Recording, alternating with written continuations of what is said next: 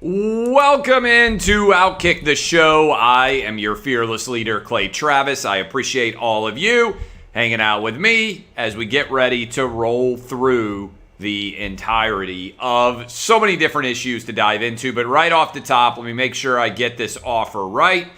30-1 NFL offer. As you break down, 30-1 NFL offer. All you have to do is pick the winner of the Titans and the Colts. Now, I understand a lot of people out there are nervous. 30-1, $5 gets you back $150. All you have to do is pick the winner of the Titans-Colts. And I know historically the Colts have dominated the Titans, but given the Carson Wentz injury situation, I think you have to take the Titans here. So $5, all you have to do, go to fanduel.com/Clay. That is fanduel.com/Clay. Bet $5. You get back $150. That is fanduel.com/Clay. All right. Packers beat the Lions last night.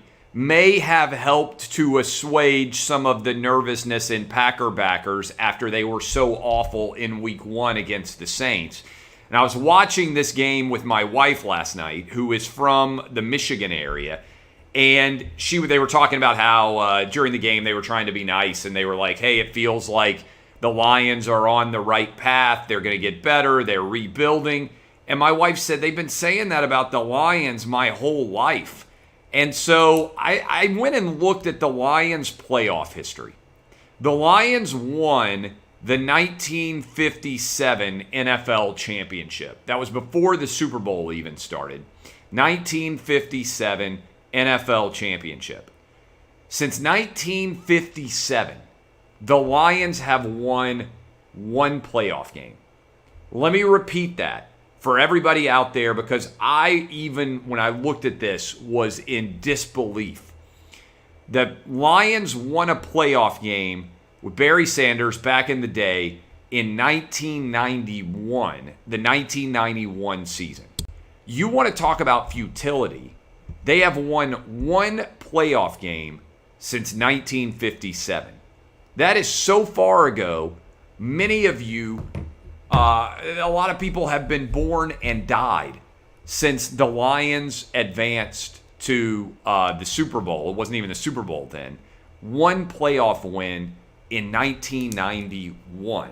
Packers get the dub to get to 1-1. The Lions fall to 0-2. And so for those of you who were longtime Outkick fans on the radio, you know that we did top 5, bottom 5 for a long time. Every Tuesday morning during the NFL season, I would walk you through the top 5 teams in the NFL and the bottom 5 teams in the NFL. We're going to continue to do this on Outkick the Show. Also want to give credit, praise, Brady Quinn, Jonas Knox, and LeVar Arrington. They are taking over my old Outkick the Coverage radio time slot from 6 to 9 a.m. Eastern for those of you still starting off your morning there. All right, top 5 teams in the NFL right now in descending order. Best team in the NFL, in my humble opinion, Tampa Bay Buccaneers. Tampa Bay Buccaneers won the Super Bowl to finish off last season. Tom Brady's got 9 touchdown passes, I think, already this year. The Bucs offense looks absolutely phenomenal. They beat the Cowboys. They beat the Falcons. I understand those are not 2 great teams, but Tampa Bay finished the season as the champion, and they haven't done anything to make me think they are not still the champion. So I'm taking the Bucs, number 1 overall. In the second spot, I think the Rams.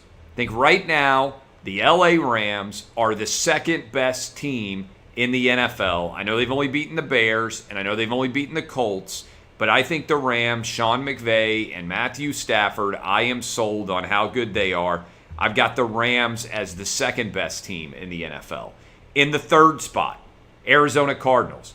Go on the road and beat the Tennessee Titans. Incredible performance by the Cardinals.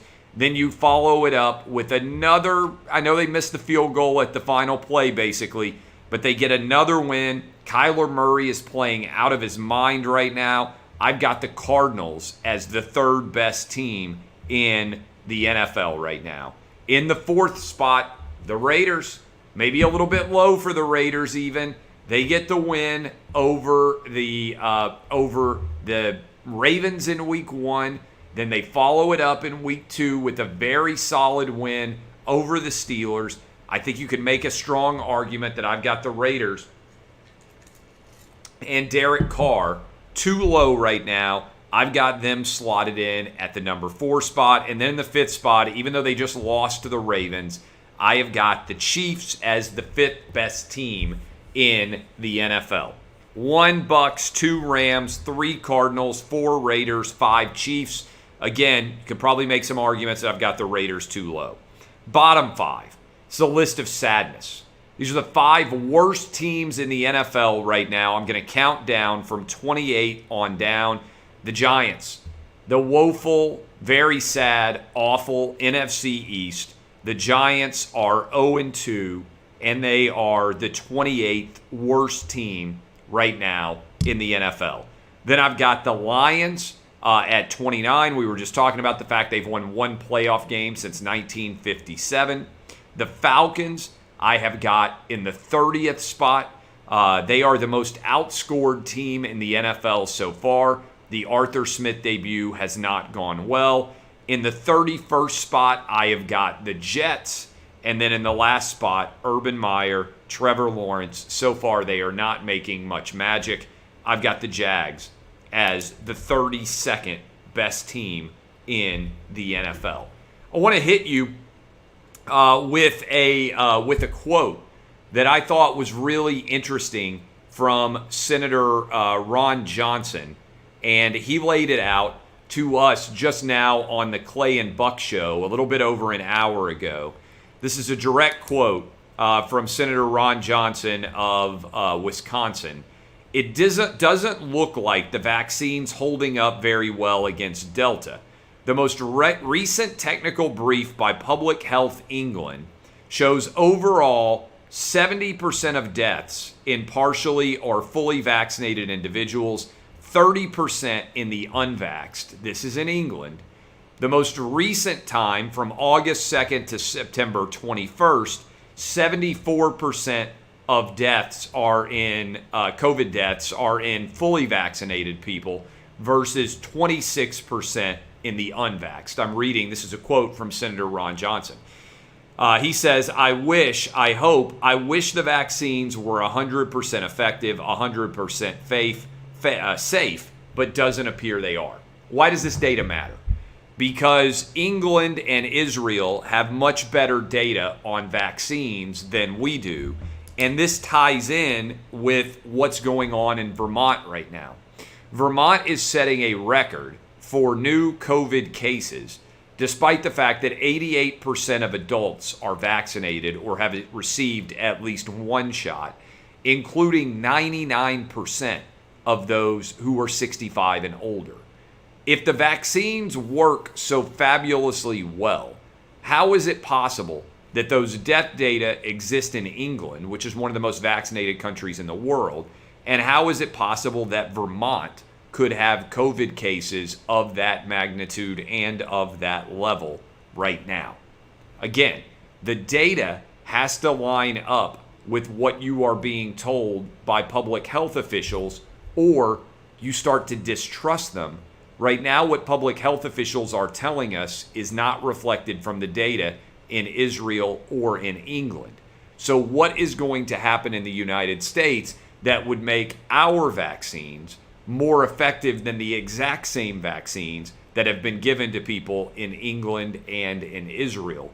I haven't seen any data to suggest any reason why things would be infinitely more successful for those countries or less successful for those countries than for us. Again, I'm not trying to explain what's happening. I'm just talking to you about the data and trying to make sense of it. And I don't think there is an easy explanation for what is going on right now. I don't know about you guys, but I have exclusively started on Monday Night Football watching Peyton and Eli Manning on their broadcast, as opposed to watching the traditional Monday Night Football broadcast. And what is interesting about that broadcast is many of the guests that they brought on, Patrick Willis, Rob Gronkowski, and also Pat McAfee, among others. I think they also had Brett Favre last night. It was, I thought, and continues to be, a really interesting and engaging high-level way to watch Monday Night Football. A part of me wonders whether by next season ESPN is going to be putting the Manning brothers on as their primary Monday Night Football broadcasters and throwing up the peace sign on a traditional broadcast viewership.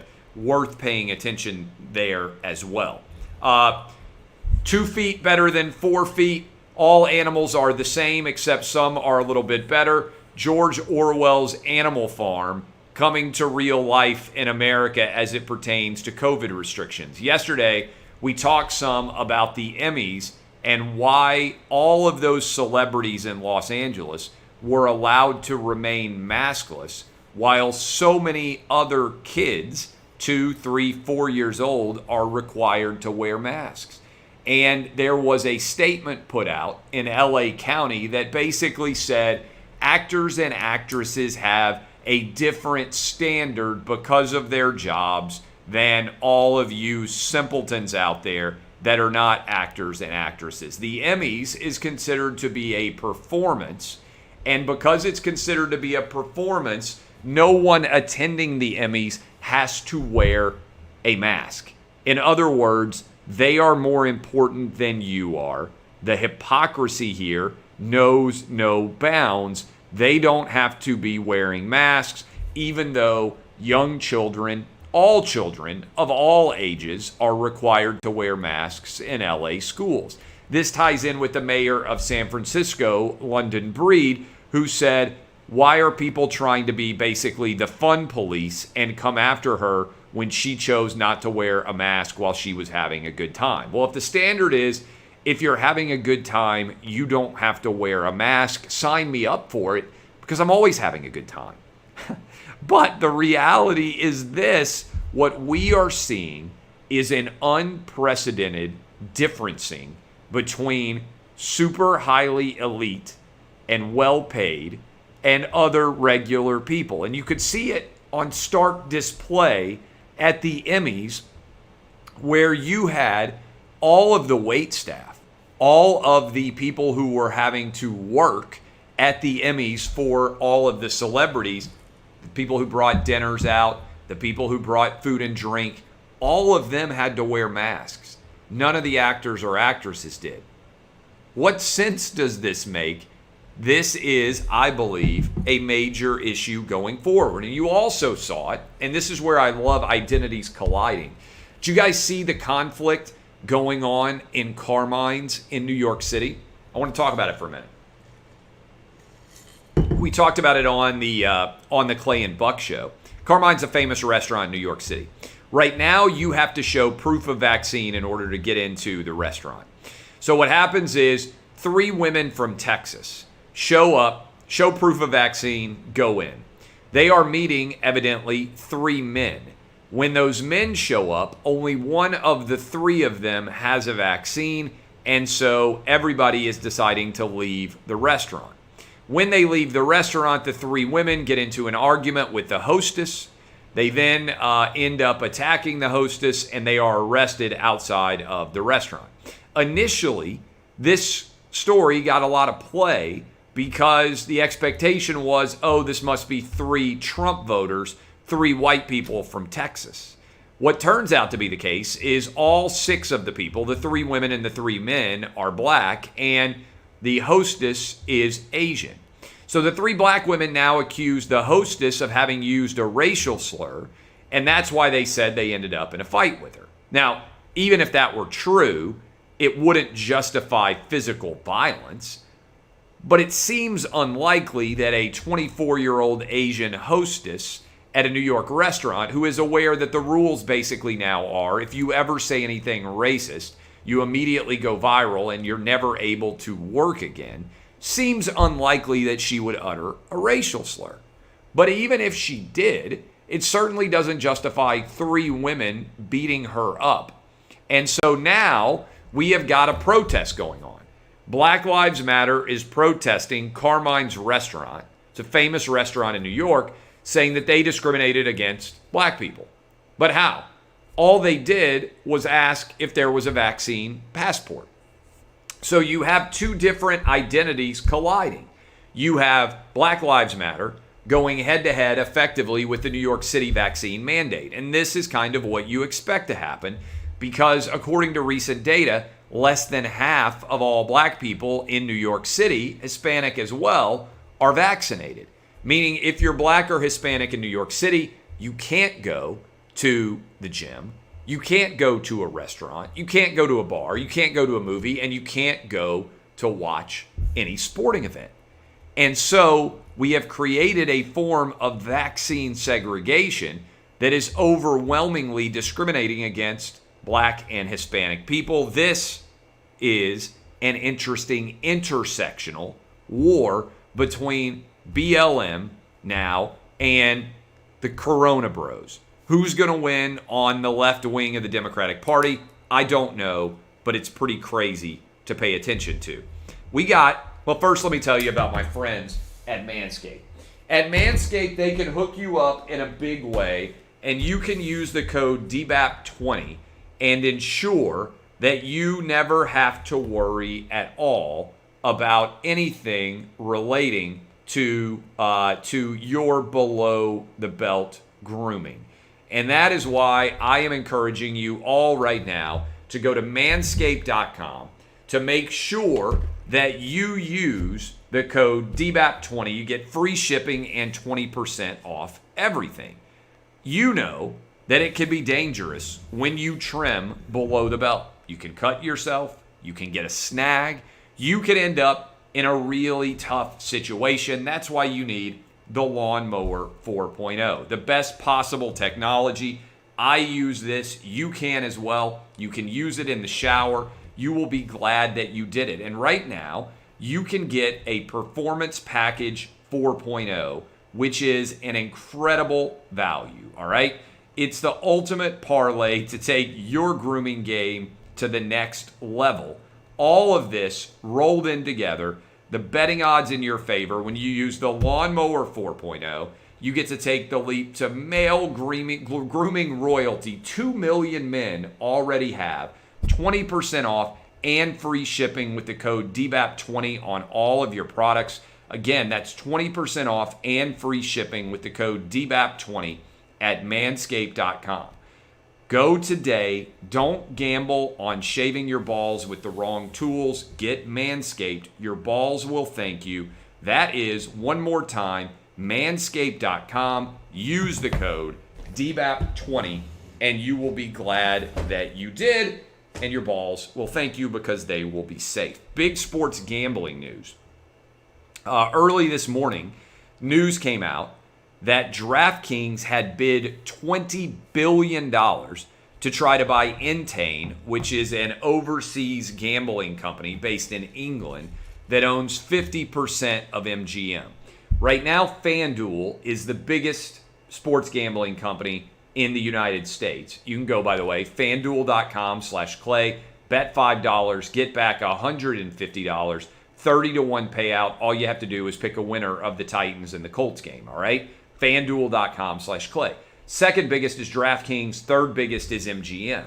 What DraftKings is trying to do with this $20 billion bid is sweep in and buy a bigger stake in the overall national United States gambling marketplace. It's going to be fantastic to see exactly how all of this shakes out.